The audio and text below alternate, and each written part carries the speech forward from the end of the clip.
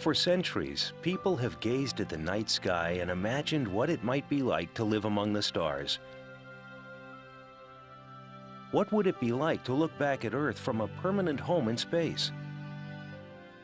Would we see borders between countries? Could we see the seasons change? Could we eat and breathe, and sleep and work? How would we feel? And how would our bodies react with no gravity to hold us in place? Do the laws of science behave in space as they do on Earth? How can we answer these questions, and what do they mean for the people of Earth?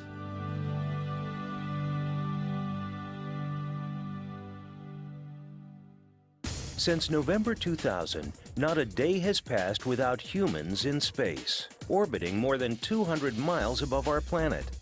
They live and work and conduct scientific research to answer these questions and many more like them. They are scientists, but also construction workers and technicians, repairmen and teachers, cleaners and cooks.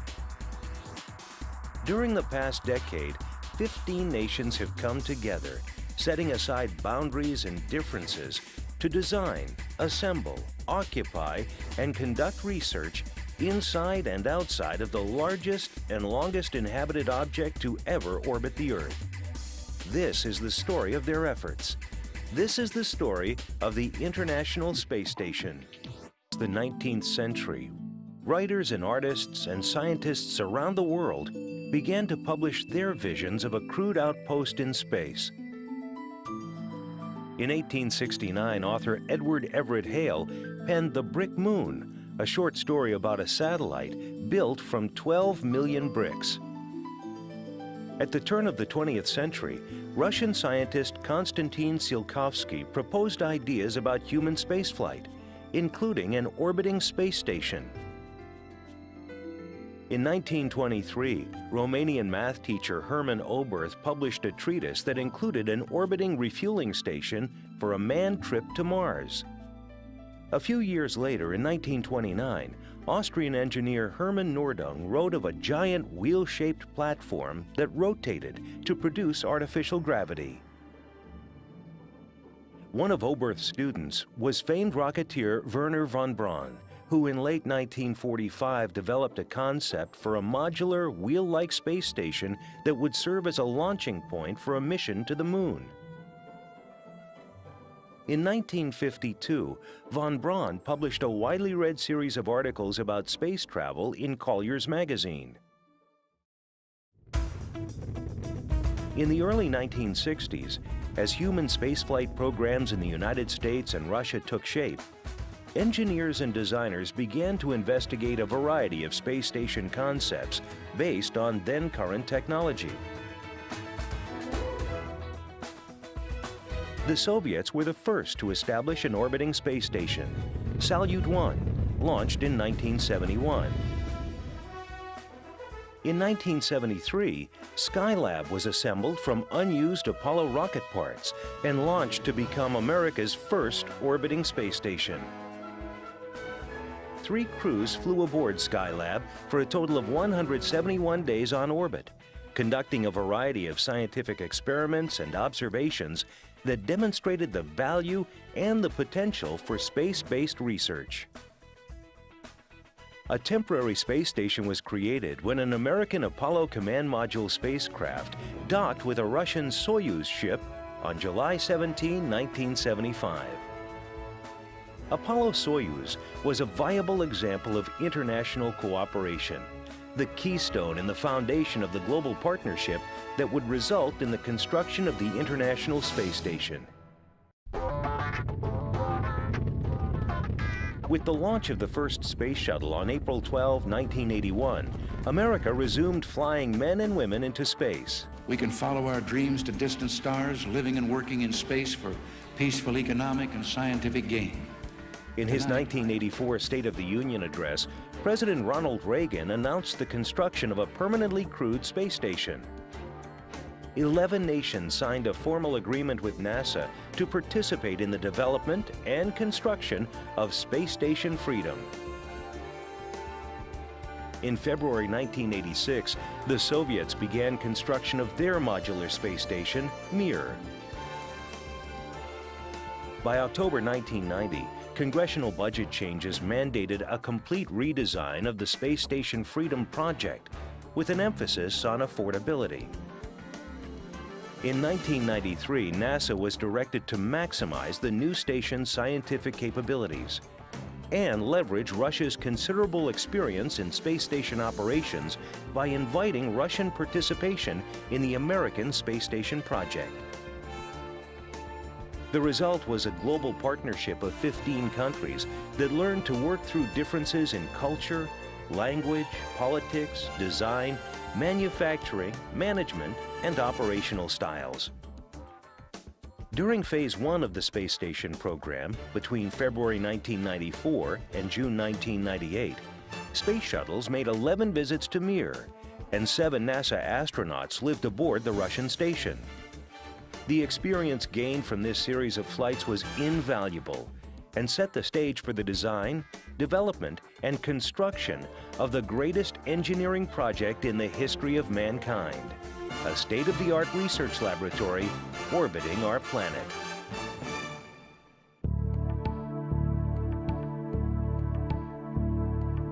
The International Space Station is the largest, most complex object ever assembled in space, and is clearly visible from Earth with nothing more than the naked eye. From end to end, the station is slightly longer than an American football field. The biggest shock, I would say, the biggest impact that I had during my flight is the first time I looked out the window of the orbiter and saw the space station. It was huge. It was huge and shiny and beautiful. And looking at it and knowing that a man-made structure that big is actually up there. The interior of this incredible structure is larger than a 5-bedroom house, with 2 baths, a gym, and a 360-degree bay window.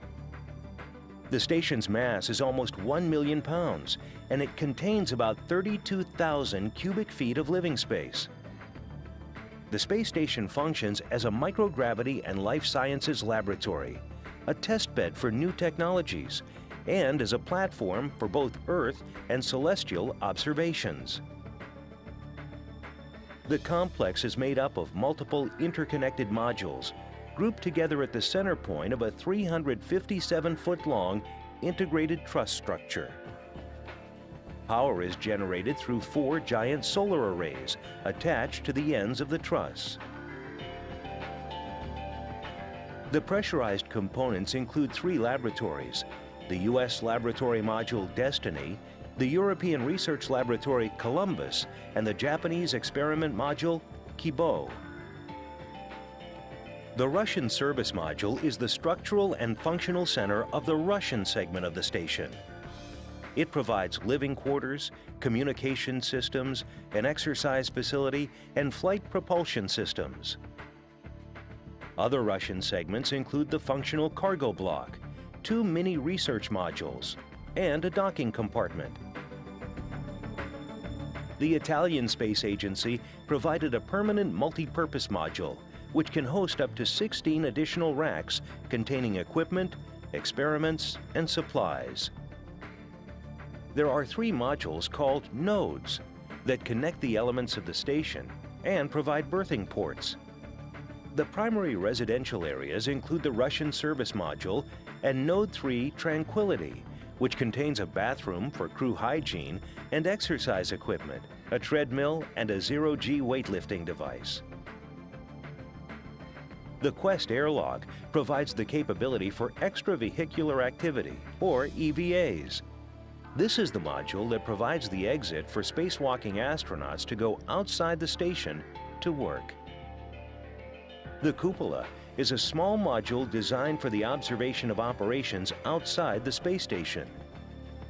Similar to a bay window in a home on Earth, but with a 360-degree view, the cupola allows crew members to observe the approach of vehicles, as well as all robotic arm operations and spacewalks. The Canadian-built space station robotic arm is a larger version of the arm on the space shuttle, and is used to move equipment and hardware around outside the station. The space station is the home of 6 full-time crew members and is made up of astronauts and cosmonauts from nations around the world. More than 200 people have visited so far, and at least another 120 will live there over the next decade.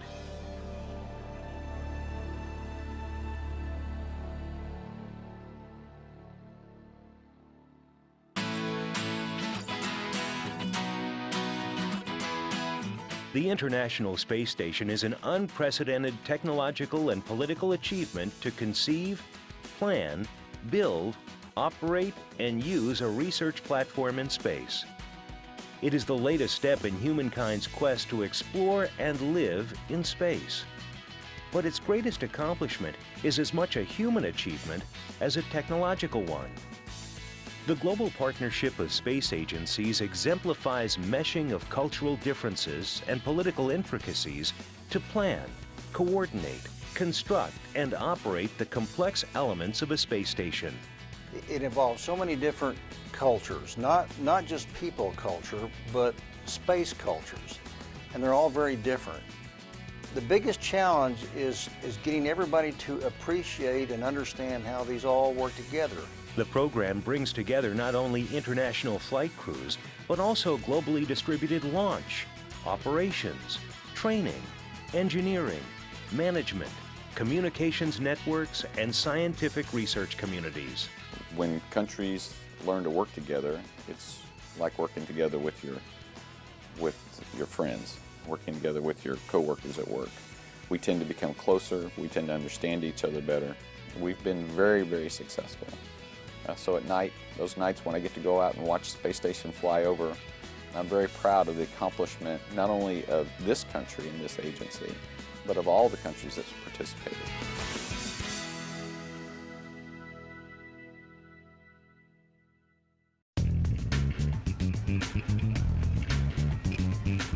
The space station's modular design was dictated in part by the launch vehicle payload bay size of the space shuttle and the need to make components maintainable, replaceable, and sized to fit through a hatch. Each of the components that make up the station was designed, engineered, and built in manufacturing facilities and factories in countries around the world, and assembled piece by piece for the first time in space. When I talk to folks all over, I mention that none of these parts have been put together on Earth, and I think they all stop and go, wow, that's pretty incredible, because when they get up to space, they all magically fit together, which means the cooperation on the engineering and technical side is really working. Building the International Space Station required 36 space shuttle flights and 5 Russian Proton rocket launches to ferry each space station component into orbit. Working in a dangerous and hostile environment while orbiting the Earth at 17,500 miles per hour, spacewalking astronauts and robotic arm operators carefully assembled the components. In elegantly choreographed ballets, astronauts operating the space shuttle's arm and the space station's arm lifted the station modules and trusses from the shuttle's payload bay and maneuvered them into place. Astronauts and cosmonauts in pressurized spacesuits then attached the components to the station during nearly 160 spacewalks.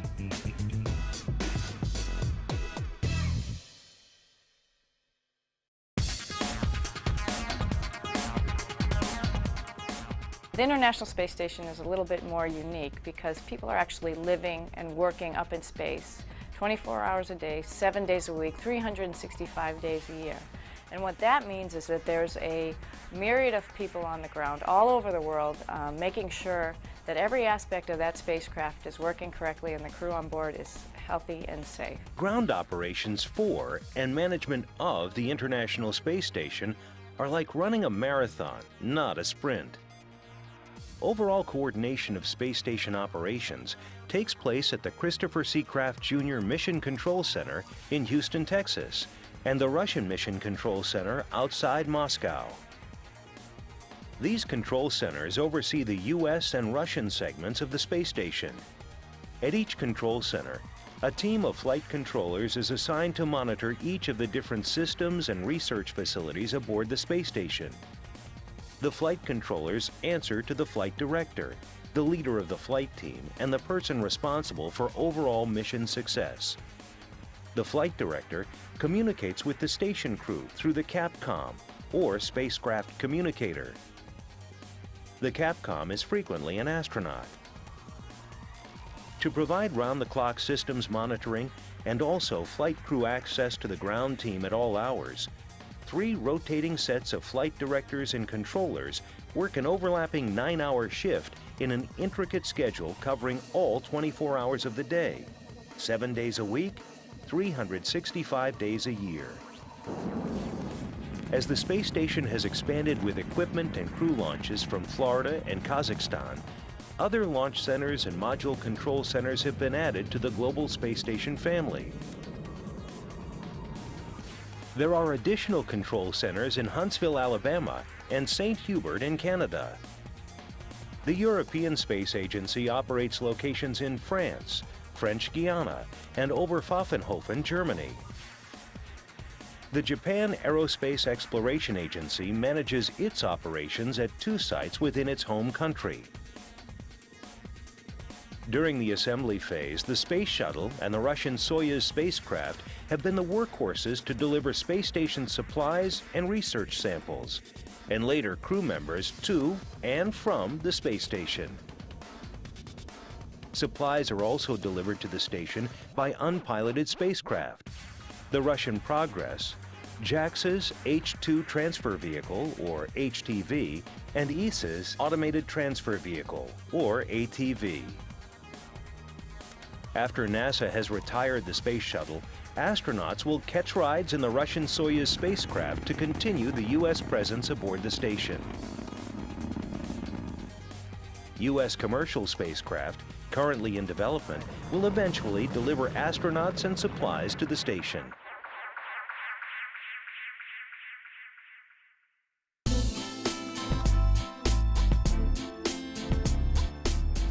Each flight aboard the International Space Station, called an expedition, lasts about 6 months.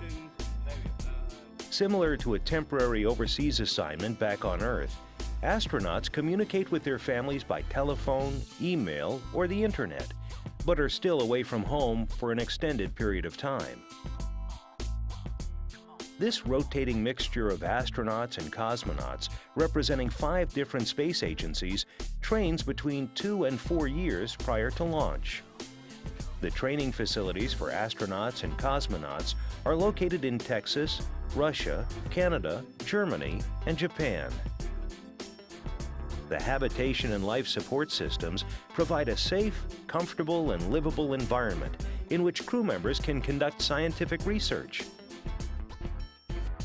The amenities include quarters for eating, sleeping, and exercising, environmental controls, medical and health support, and computing and data management. There is also a state-of-the-art recycling system that scrubs the air and liquid waste for reuse. But what is it like to move to space and live 240 miles above the Earth for months at a time? Crew members exercise to maintain muscle and bone strength, communicate with family and friends back on Earth, spend time sightseeing, and get together for dinner. And you're sitting there having a meal with Russians, Germans, French, American, African American, Asian American, this whole melting pot of people working together for the common good of our civilization. Of course, living in microgravity is not all work, no play. Although the station is equipped with 2 bathrooms, bathing can present a challenge. When you're up living on the International Space Station, you might be 6 months without a real shower. Essentially, you have a sponge bath is what you do every day. And yeah, you do get pretty sweaty because you're working out. But surprisingly enough, when the shuttle crew came to pick me up, was one of my first questions, do I smell? And they said I didn't smell, and they said my hair didn't look greasy, so I was pretty happy with that.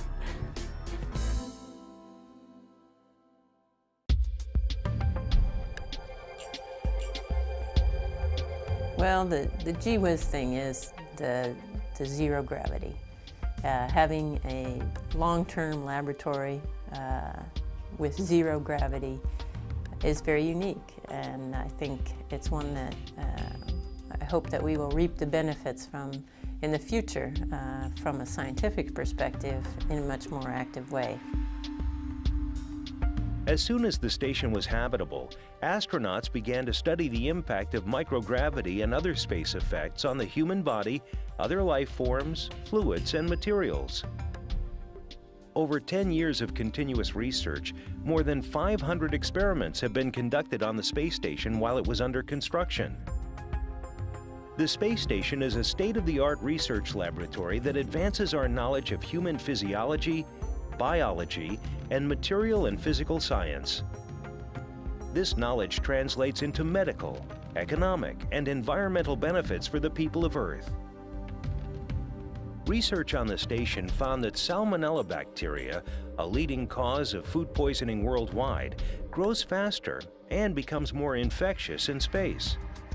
The findings already have led to a candidate vaccine, which, if proven, could save lives around the world. Salmonella is the third highest cause of infant death worldwide, and its potentially lethal effects are one of the most common forms of food poisoning in America. Outside the station, sustained by its large solar power supply, is a silent explorer sifting through space. Called the Alpha Magnetic Spectrometer, it is finding and tracking exotic particles of antimatter and dark matter in cosmic rays from distant galaxies. The results could change our basic understanding of the universe.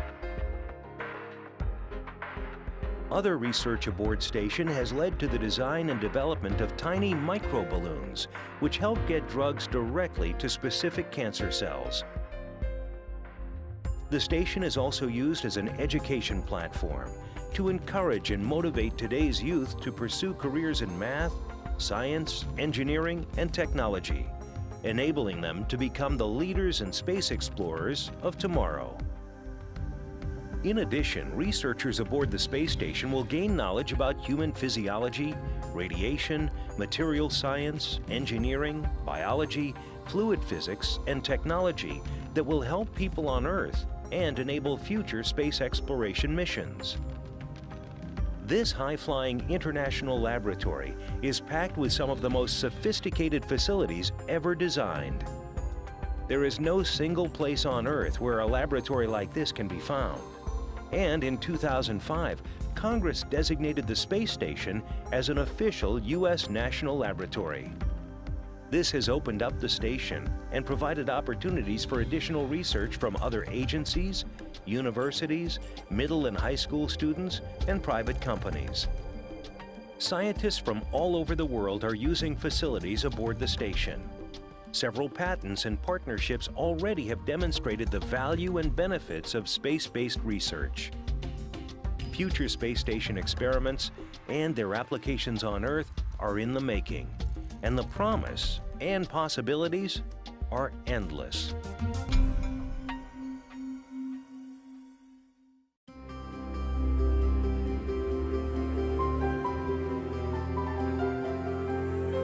I think the ISS is the greatest human endeavor ever in the history of the world in terms of complexity and the challenges that are brought with that complexity. 2 decades ago, the Cold War was still going on, and here we are working with the Russians, the Americans, the Japanese, the Europeans, everybody working together, and it seems that it's a far better thing to be doing than we were doing 60 years ago. It gives us the chance to do programs that we couldn't do all by ourselves, and it gives us the chance to learn how different people work, how different cultures work together, and how we can cooperate and produce something as magnificent as the ISS. It's one small step for man, one giant leap for mankind. Like stepping on stones across a stream, humans have started to take small steps across the universe. In the stream of time, the International Space Station is just one small step. All the lessons, good and bad, that we learn on space station will benefit us as we look toward longer missions away from Earth. Some of the biggest lessons learned from the design, development, and assembly of the International Space Station are those of peaceful cooperation among nations. It would be impossible for any single country to do what we're doing here on Space Station. But as a team, we're pulling for a higher good, and that higher good is to learn to explore, to learn to push frontiers, to learn to move out. And that's really what cooperation brings us. And I can't think of a better example than Space Station when you look forward. Humans will continue to explore in low Earth orbit, on journeys back to the Moon, to Mars, to asteroids, and beyond. But wherever we go, the International Space Station is improving our lives on Earth now and cementing our first real foothold for working and living in space.